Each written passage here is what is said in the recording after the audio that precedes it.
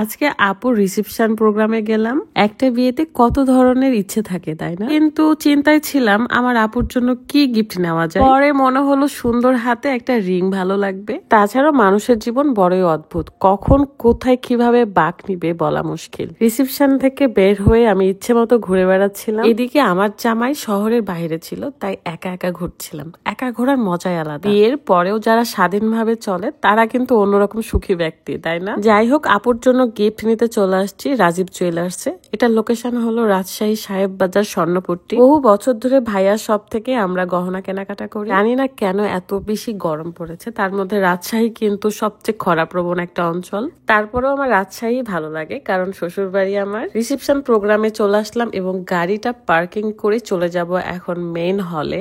আসতে না আসতে আমার তিথি আপুর সাথে দেখা, এন্ড আপুকে এত সুন্দর লাগছিল মাশাআল্লাহ। আমার বোনের রিসেপশনটা কেমন হবে সেটা দেখানোর আগে আপনাদেরকে একটু দেখাতে চাই। রাজশাহী কিন্তু বরাবরই আমের জন্য বিখ্যাত। আমাদের বাড়ি রাজশাহীতে হওয়া সত্ত্বেও আমি ঘরে বসে আম অর্ডার করি। সরাসরি গাছ থেকে আম পেরেই কিন্তু প্যাকেট করা হয়। আমরুপালি, খিরসাপাত, গুটি, গোপালভোগ সব ধরনের আমি আপনারা পেয়ে যাচ্ছেন।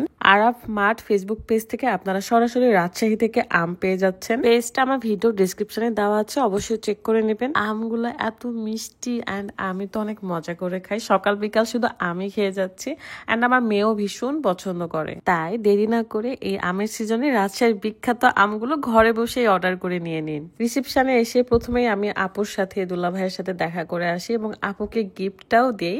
আপু ভীষণ খুশি হয়েছে। কিছু কারণবশত আমি আসলে সেই ফুটেজগুলো দিতে পারছি না। আর আমার সাথে দেখতে পাচ্ছেন লাল পরি, এটা হচ্ছে বিথি আপু। আমার সাথে অনেকক্ষণ আড্ডা দিয়ে তারপর আমি বের হয়ে যাই, কারণ আমার অনেক গরম লাগতেছিল এন্ড আমি একটু ঘুরতে চাচ্ছিলাম। এই রিসেপশনের প্রোগ্রামটা হয়েছিল নাইস কনভেনশন হলে এবং এখানে আমি পার্কিং থেকে গাড়ি বের করে চলে যাব রাজশাহী সিএনবি রোডে। আমার জামাই রাজশাহী শহরের বাইরে ছিল, একটু কাজে গিয়েছিল। দেন একা একা ঘোরার মজাও আলাদা।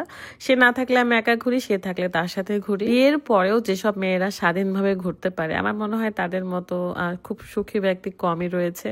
তবে বলছি না যে আমি একদম পরিপূর্ণ সুখী। সব মানুষের মধ্যে কষ্ট দুঃখ থাকেই। যেমন নদীর এপারের মানুষ বলে ওই পারে বুঝি কত সুখ, আর ওই পারের মানুষ বলে এপারে বুঝি কত সুখ।